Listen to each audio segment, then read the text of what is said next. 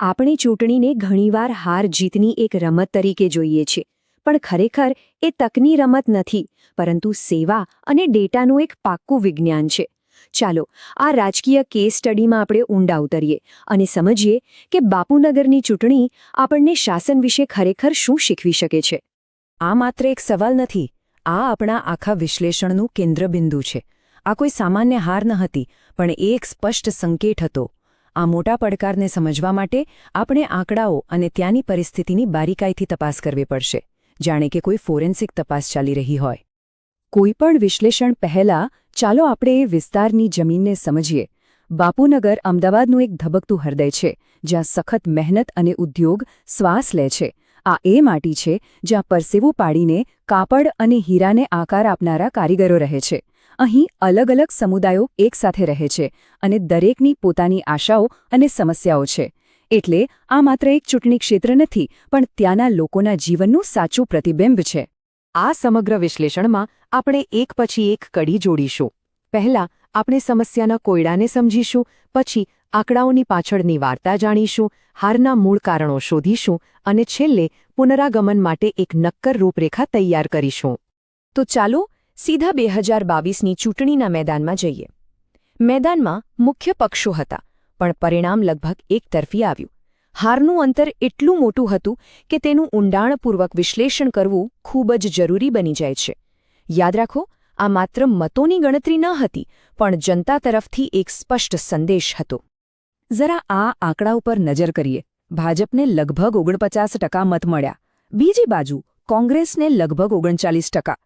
એટલે કે સીધો 10%નો મોટો તફાવત, જે 12,000થી પણ વધુ મતોમાં ફેરવાઈ ગયો. આ અંતર જ એ મુખ્ય પડકાર છે જેને આપણે સમજવાનો છે. આ માત્ર એક આંકડો નથી, પણ મતદારોના વિશ્વાસમાં આવેલા ઘટાડાનું પ્રત્યક્ષ પ્રમાણ છે. હવે આપણે આપણી તપાસના આગલા તબક્કામાં જઈએ છીએ. જો આંકડા ક્યારેય ખોટું નથી બોલતા, એ તો આખી વાર્તા કહી દે છે. હવે આપણે એવા 3 મુખ્ય સંકેતોને શોધીશું જે આપણને જણાવશે કે ખરેખર જમીન પર શું થયું હતું અને મતદારોના મનમાં શું ચાલી રહ્યું હતું. પહેલો અને સૌથી વધુ ચિંતાજનક સંકેત, માત્ર એક દાયકામાં મતદાનમાં 9%નો ઘટાડો. આનો સીધો અર્થ એ છે કે હજારો મતદારોએ મતદાન મથક સુધી જવાનું ટાળ્યું. આને માત્ર ઉદાસીનતા ન કહી શકાય, આ એક મૌન વિરોધ છે. એ દર્શાવે છે કે લોકો સિસ્ટમથી કેટલા નિરાશ છે અને કદાચ તેમને કોઈપણ વિકલ્પ પર ભરોસો નથી રહ્યો. અને આ છે બીજો મહત્વનો સંકેત. આમ આદમી પાર્ટી અને સમાજવાદી પાર્ટી જેવા નવા પક્ષોએ ભેગા મળીને 8%થી વધુ મત મેળવ્યા. આ મતો ક્યાંથી આવ્યા? દેખીતી રીતે વિપક્ષી મતબેંકમાંથી. જ્યારે વિરોધ પક્ષોના મતો આ રીતે વહેંચાઈ જાય છે, ત્યારે શાસક પક્ષ માટે જીતનો માર્ગ આપોઆપ સરળ બની જાય છે. આ ટેબલ આપણને એક મોટું અને સ્પષ્ટ ચિત્ર આપે છે. જુઓ, 2017માં કોંગ્રેસની જીત એક અસ્થાયી કારણોસર અને સત્તા વિરોધી લહેરનું પરિણામ હતું, પણ 2022માં એ આધાર તૂટી ગયો. ભાજપનો મત હિસ્સો ધીમે ધીમે પણ સતત વધી રહ્યો છે, જ્યારે કોંગ્રેસનો મત હિસ્સો ઘટ્યો અને કુલ મતદાન પણ ઓછું થયું. આ એક લાંબા ગાળાનો ટ્રેન્ડ છે, જેને નજરઅંદાજ કરી શકાય નહીં. અત્યાર સુધી આપણે જોયું કે શું થયું. હવે સમજવાનો સમય છે કે શા માટે થયું. આ માટે આપણે સ્વોટ વિશ્લેષણનો ઉપયોગ કરીશું. એટલે કે શક્તિઓ, નબળાઈઓ, તકો અને જોખમો પર નજર નાખીને આપણે એ મૂળભૂત પરિસ્થિતિઓનું નિદાન કરીશું જેના કારણે આ પરિણામ આવ્યું. અહીં વાત કોઈ વ્યક્તિની નથી, પણ સિસ્ટમ અને વ્યૂહરચનાની છે. ચાલો પહેલા આંતરિક પરિબળોનું વિશ્લેષણ કરીએ.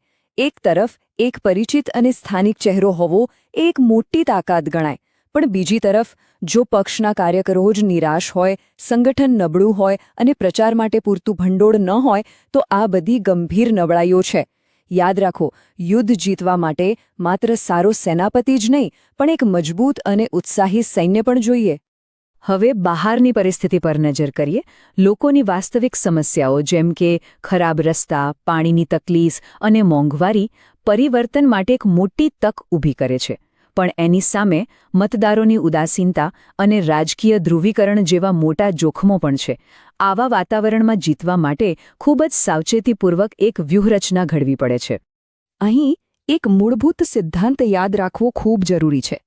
રાજકીય ભાષણની બંધારણીય જવાબદારી સમાજમાં ભાગલા પાડવાની નથી, પણ લોકોને સાચી માહિતી આપીને સશક્ત બનાવવાની છે, જેથી તેઓ પોતાના જીવન વિશે ગૌરવ સાથે નિર્ણય લઈ શકે. જ્યારે રાજકારણ આ મૂળભૂત મૂલ્યથી દૂર જાય છે, ત્યારે લોકશાહી પોતે જ નબળી પડે છે. તો સમસ્યાઓનું નિદાન તો થઈ ગયું. હવે વાત કરીએ ઉપચારની.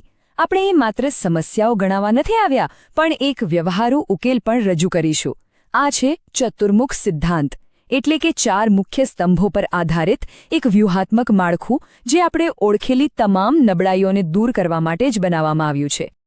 આ વ્યૂહરચના 4 મુખ્ય ભાગોમાં વહેંચાયેલી છે, જેમ એક મજબૂત ટેબલના 4 પાયા હોય.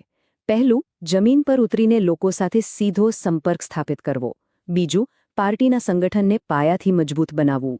ત્રીજું, લોકોને આશા અને વિશ્વાસ આપે તેવી એક સકારાત્મક વાર્તા રજૂ કરવી. અને ચોથું, આ બધા કામને પાર પાડવા માટે જરૂરી સંસાધનો એકત્ર કરવા. આ 4 સ્તંભો એકબીજા વિના અધૂરા છે.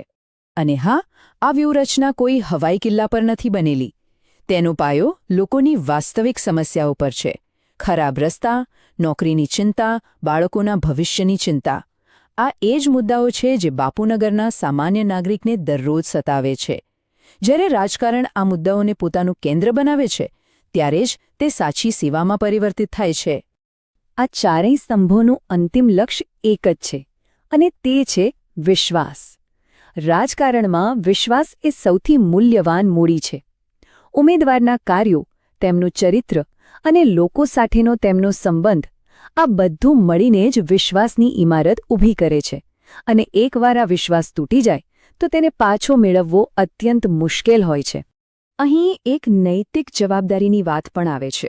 જ્યારે આપણે લોકો સાથે જોડાઈએ છીએ અને તેમની માહિતી એકત્રિત કરીએ છીએ, ત્યારે યાદ રાખવું જોઈએ કે તેમની ગોપનીયતા તેમના ગૌરવનો જ એક ભાગ છે. ભારતના કાયદાકીય માળખા મુજબ કોઈ પણ માહિતી તેમની સંપૂર્ણ સંમતિથી અને માત્ર તેમની સારી સેવા કરવાના ઉમદા હેતુથી જ લેવી જોઈએ, તેનો દુરુપયોગ કરવા માટે નહીં. હવે આપણે આ વિશ્લેષણના નિષ્કર્ષ પર પહોંચી રહ્યા છીએ. આ તમામ વ્યૂહાત્મક મુદ્દાઓ આપણને એક મૂળભૂત વિચાર પર પાછા લાવે છે. રાજકારણનો સાચો હેતુ માત્ર સત્તા મેળવવાનો નથી, પણ શાસન કરવાની તક મેળવવાનો છે. અને શાસનનો સાચો અર્થ છે સેવા.